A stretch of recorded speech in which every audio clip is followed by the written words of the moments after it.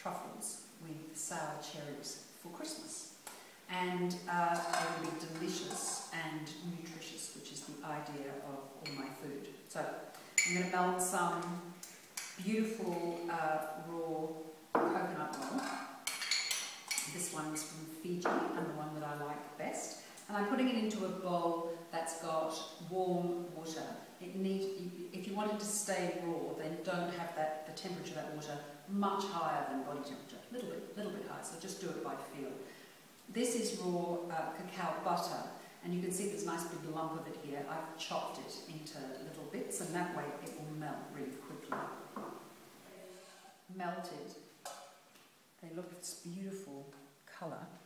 And then you add some lovely raw honey, and the Miellery honey from Tasmania is actually my favourite. I love it for its flavour, and I love that it's a raw honey where the bees have been really beautifully tended and looked after, and it's some sort of natural style of beekeeping.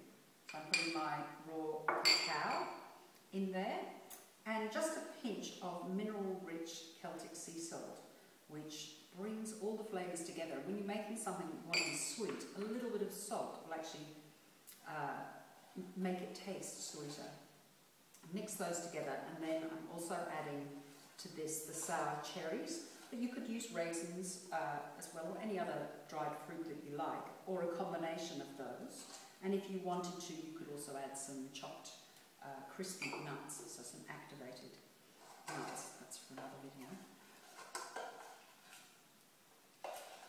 Mix that until it's completely combined, and then you put it to cool, and you start shaping them at the point that it's beginning to solidify. I'm going to put this now that it's all combined into a cool bowl so it can cool down. But I want to be really careful not to get any water at all in that bowl or in the mix. So I'm going to take a cloth and just wipe it really carefully, because water and cacao mixture with cacao butter, if you've got water in there, it'll split and the texture will not be as nice. You can see that it's quite firm. I can start shaping it into balls. Or other shapes. They don't have to be perfectly round. They're certainly an organic thing. So I'm using 2 spoons to press the mix together. And if you squash it a little bit, like this, you'll end up with some quite nice shapes that'll hold together. I'm going to put that one into some raw cacao, and that will be the topping for that. You don't have to make them terribly large. In fact, I recommend not making them terribly large, or when you've eaten them you can feel queasy. They are very dense, energy-packed food with lots of good, nutritious fat. One of the things I like, because I'm a bit of a salt enthusiast, is I collect salts from different places. And while I was in Holland at the beginning of the year, I bought this beautiful Hawaiian salt that has volcanic ash on it, so it's black. And I'm just going to put a little bit on that one, shape it with my fingers, roughly, pop that down, and then with these, just turn them till they're nicely coated, and set them on a plate. And if you keep these in an airtight container, they'll keep in the fridge for quite a while. Keep them for a week or more, I would think, in the fridge, if you can stop yourself from eating them.